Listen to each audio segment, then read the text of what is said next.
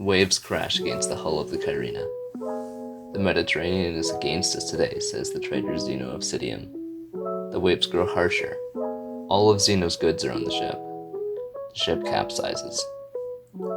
All that's left is the trader and the clothes that are on his back, only kilometers away from the docking point in Athens. However unfortunate, Zeno would use this misfortune to make it a moment to change the course of philosophy as a whole and start the great age of ancient philosophy. This was the birth of Stoicism. Stoicism is the thought process to not let external events and problems not take control of the internal. Simply put, it is a guide to live a life free of anger and unhappiness. However far removed from the ancient meaning of being stoic, the modern definition still follows the same core elements. Not being overwhelmed by oneself and one's own emotions. This is useful because the external world is chaotic and dangerous.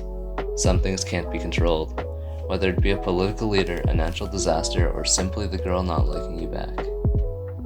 The point of the idea is to not let these external things take control. You are the master of your fate, the captain of your soul, so to speak. There is a hard divide between the tangible world and the self.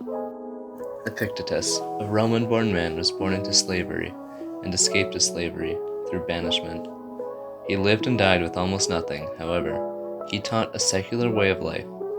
He kept happy, even with nothing. What made this idea so attractive to the Greeks and Romans was really just that. There was a lot of struggle in these times for simply living, and staying happy with nothing helped.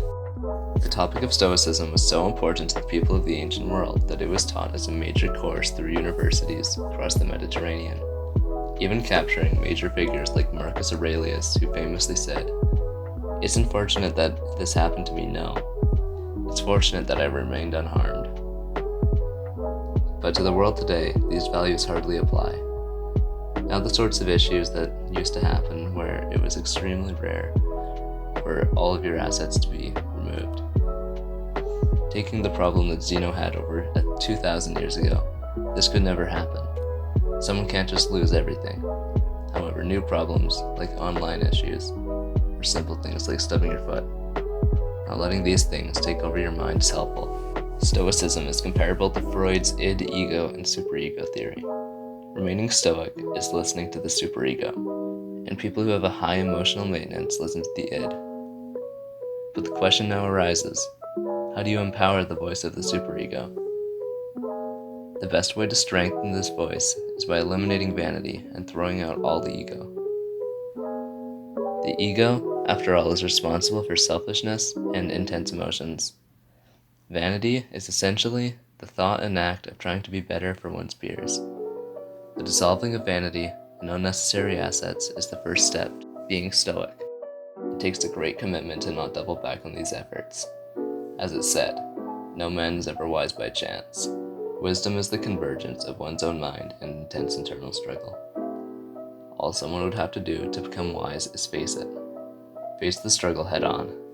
And as like most things in life, the more direct the struggle, the more effective it becomes. Stoicism is obviously not for everybody, and is a deeply depressive subject that should not be taken lightly. After all, you don't have Stoicism, you live it. Alexander the Great and his mule driver both died and the same thing happened to them. It's a famous quote from Roman Emperor Marcus Aurelius. He took the idea of Stoicism and spread it across all of Europe. He said that living life in others' memories long after your death is nice, but it doesn't make your life any happier because you're already dead. You should be kind and patient for others during your life. Make others appreciate you. Living vicariously is truly one of the largest values. Stoicism is a struggle worth enduring for reflection. From a man unfortunate to lose all of his possessions, to a Roman emperor, to anyone following the same school of thought, Stoicism, however its form, is a powerful way of thinking.